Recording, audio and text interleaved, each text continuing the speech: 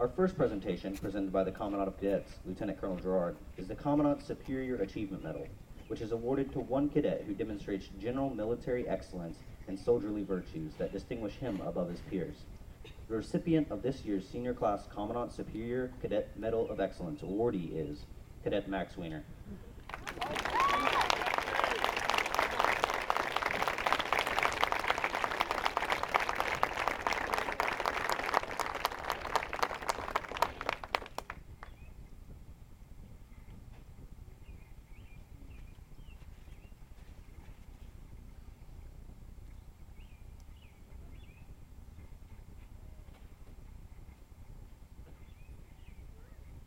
Our second presentation is the Douglas MacArthur Award, which is presented by Colonel Benson and is awarded annually to the JROTC cadet who best emulates the qualities exemplified by Douglas MacArthur when he was a cadet at West Texas Military Institute and the United States Military Academy at West Point.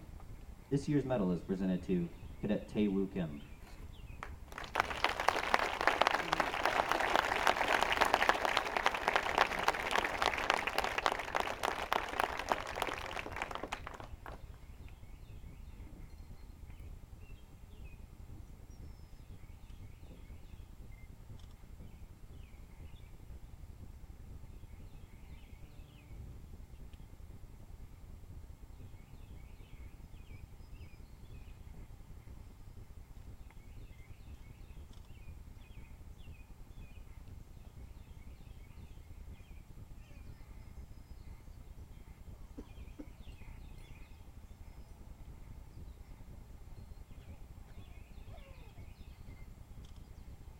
The following award is in recognition of those cadets who have chosen to enter the United States military immediately after high school.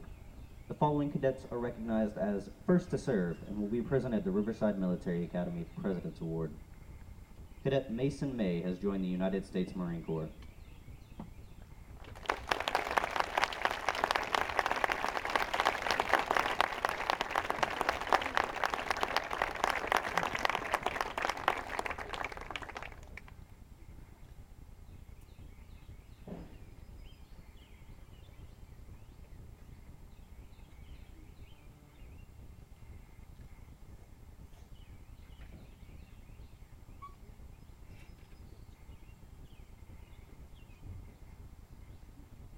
Cadet Christopher Oster has joined the United States Marine Corps.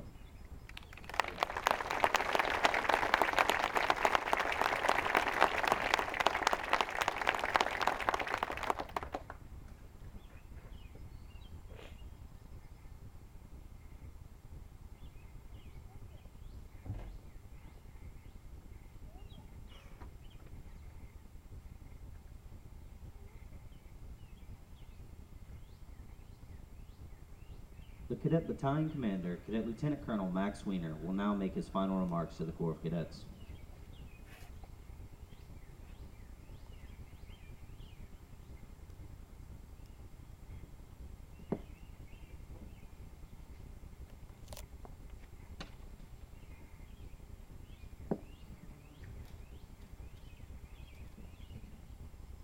Cadets, ladies and gentlemen, thank you for giving me your time today. First of all, I want to start off with thanking three very special people. The first is a beautiful and timeless woman who's sitting in the stands today, my 93-year-old grandmother, Lee Grevin. She's unbelievable.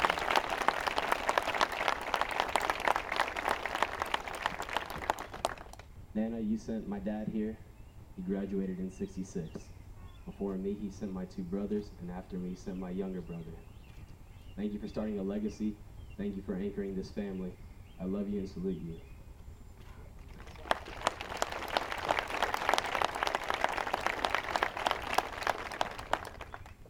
Next is my role model to say the least, my mentor, the man who's been in my corner for the last 3 years. To say that I love him would be an understatement. He's a wonderful father, great husband, and one of the best leaders that I've ever encountered. Sergeant Ross Joshua Harvey.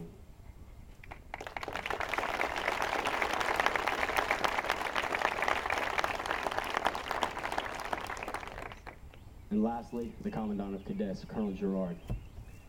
Sir, where the world gets people like you, I will never know. I've tried to sum it up. I've tried to think about it. The only thing that I could think is that you are the epitome of class, sir. Certainly nothing less, and perhaps a lot more.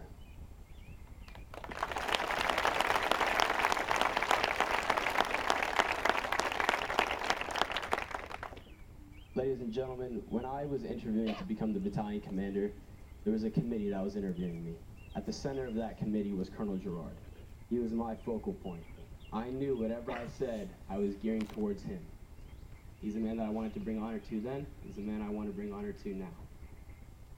At that time, I told Colonel Gerard that one of my goals was to make sure all cadets were happy. Commandant said that's not one of his priorities. I said, "I'll take that on." The next I said that I want to stand up for the little guy. Perhaps the little guy that's outnumbered, the little guy that is different. Mr. McBride has taught me that different isn't bad. Different is different. It's not good or bad. So thank you, sir. Having said that, today when I walk across that stage, I'm going to be worry-free. I'm going to be on cloud 9. It's going to be unbelievable. When I take that first step off the stage, I'm going to be brought down to earth. I'm going to be grounded and humbled. I have one concern. My friend. My friend who will not be named right now, he is worried. Now part of my goal, my mission, is that I'd make sure that he is happy and I'd stand up for him because he is different. Sir, when I told you that, I'm going to finish my goal right now. I'm going to get that. My friend is a little bit different, as some people may say. I wouldn't say that. My friend is gay. And the fact of the matter is, when he walks across that stage, he is worried that he will be isolated, made fun of, or be the brunt of someone's jokes. Well, cadets, ladies and gentlemen, I want to be a part of an institution that accepts everyone. I want to be a part of an institution that says, graduates, we respect you all. You have all accomplished the same thing. There are not select people that we respect more than others. You graduated, you've done the same thing. We respect you all. I believe there must be an umbrella of respect. We all must respect everyone. No one should not be immediately accepted. Colonel Benson always says, in America, there's no room for intolerance. Well, there's no room for tolerance at all. There's only room for immediate acceptance. And it breaks my heart. It's gut-wrenching to know that my friend is worried on this day. So ladies and gentlemen, today when we go across the stage, or however many times this happens, or whatever walk of life you may go about, I ask that you please respect people who are different. I've learned that lesson. There's nothing that I want more. This position that I want to take now, it's a position I want to take my whole life. I'm sorry if it's not warm and fuzzy. It's not what Riverside's about. Riverside's doing your duty. And I believe wholeheartedly that that's what I'm doing now. Thank you and enjoy the day.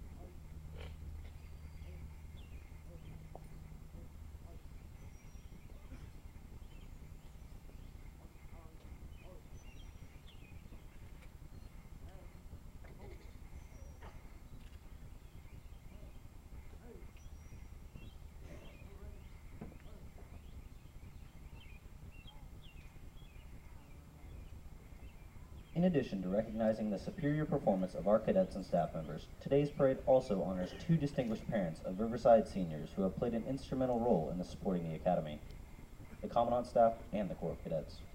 The Parent Volunteer Award is presented at the discretion of the President for outstanding allegiance to Riverside Military Academy and for service above and beyond the call of duty.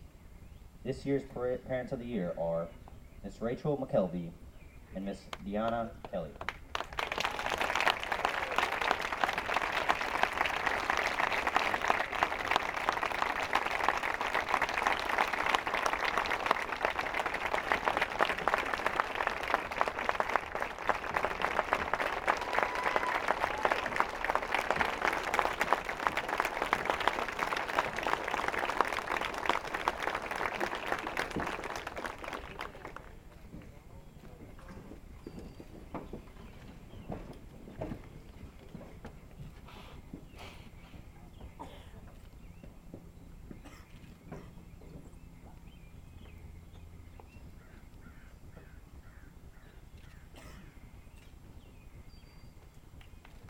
Ladies and gentlemen, we'd just like to say a few words about Rachel and Deanna. King Solomon, at the end of his life, wrote a lament. He said, "Charm is deceitful and beauty is fleeting, but a woman of noble character who can find?" It's been our privilege for these last years to work with two ladies who are both beautiful and of noble character. We want to express our deep appreciation to them for their support of their sons. I think their most endearing quality is that they love their sons. And being the son of a mother who loved me, and in spite of my tendency to be unlovable for much of my youth, I can appreciate that quality in them. Rachel and Deanna, we thank you for what you've done for the Academy. We thank you for loving your sons. And on behalf of all of us, please accept our deepest appreciation. And to all those mothers in the stands today, we honor Rachel and Deanna and honor all of you by extension. We thank you for loving your sons.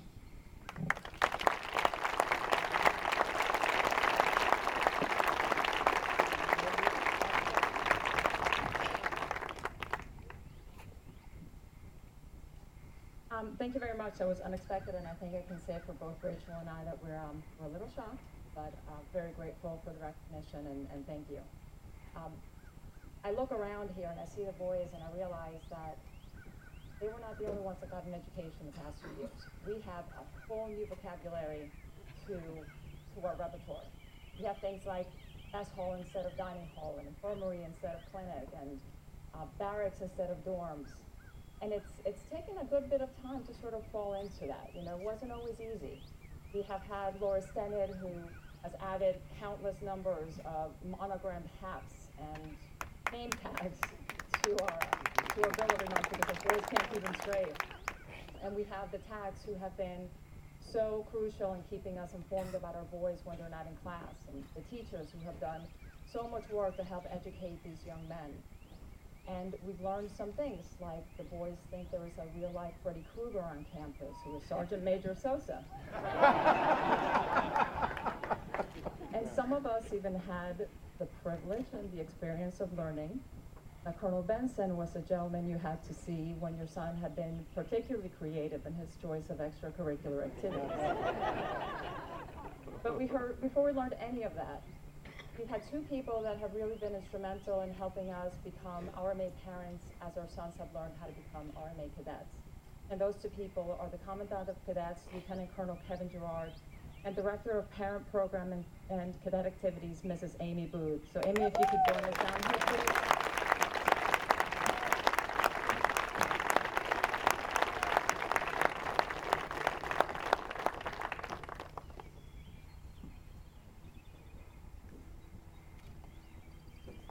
You see her face right now.